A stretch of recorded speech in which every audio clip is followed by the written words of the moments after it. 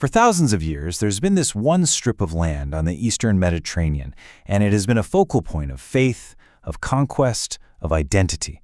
Today, we're diving into the history of Israel, a story that is absolutely forged in both incredible promise and just relentless conflict.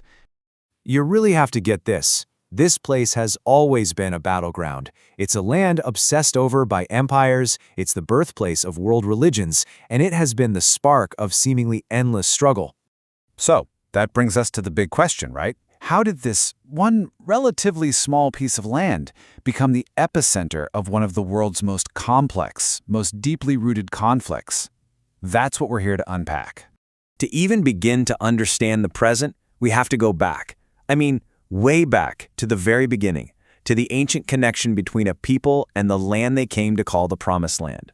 All right, so this is a whirlwind tour through thousands of years, so hang on. The story really kicks off around 1800 BC with the biblical promise to Abraham.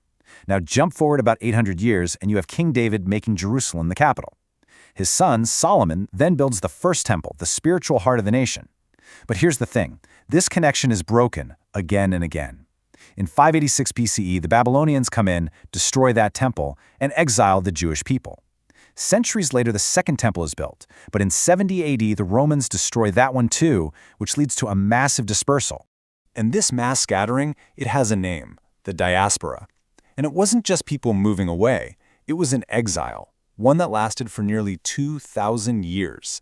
But through all that time, the dream of returning to that land, to Zion, became this incredibly powerful central part of Jewish identity, woven into culture and daily prayers. Okay, so now we're going to hit fast forward in a big way. We're jumping all the way to the 19th century. This is where that ancient religious dream starts to collide with a very new, very modern political reality, the rise of modern Zionism.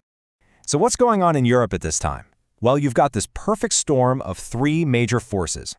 First, it's the age of nationalism. Everybody wants their own country.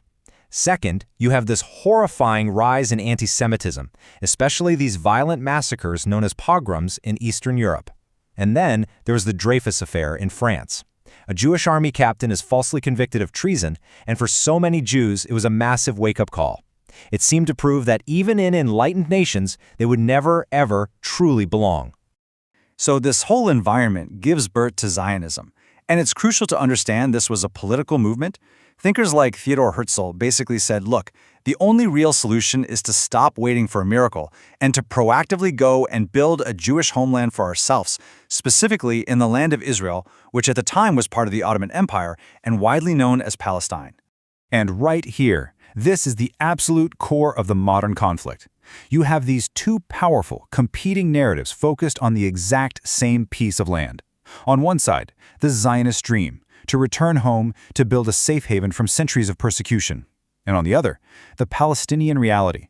The land wasn't empty, not at all. It was home to a majority Arab population with its own rich culture, its own identity, and its own deep connection to that very land. This incredible clash of narratives is what sets the stage for the 20th century, a period where a series of absolutely decisive moments would forge a new nation almost entirely through conflict.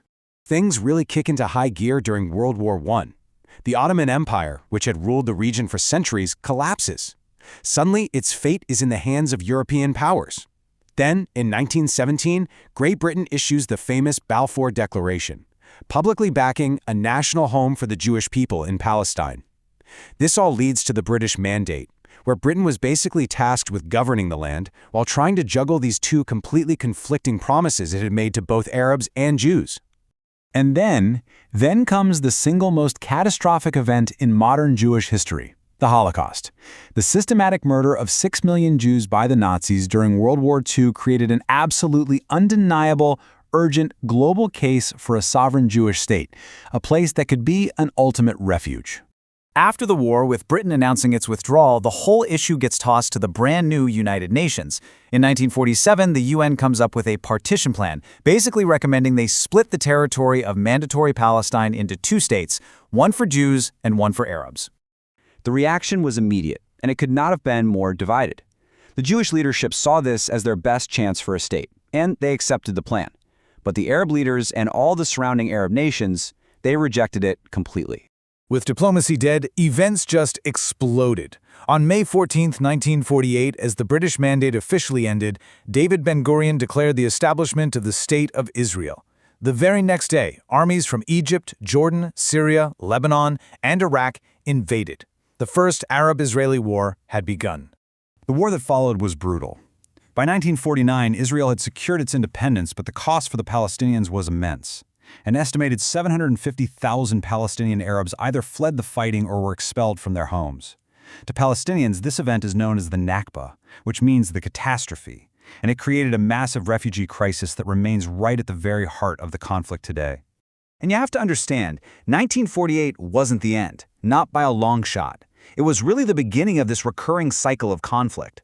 You had major wars like the Suez Crisis, the game-changing Six-Day War in '67, the Yom Kippur War in '73, and two major Palestinian uprisings, known as the Intifadas. So you see, from an ancient promise to modern political movements, from imperial backroom deals to devastating wars, all of these layers have just stacked on top of each other, year after year, to create the incredibly complex, incredibly fraught reality we see today. Which, of course, brings us to the final, lingering question. When you have a history this deep, when the grievances on both sides are this profound, and when you have two national stories that seemed so fundamentally opposed, what does the future of peace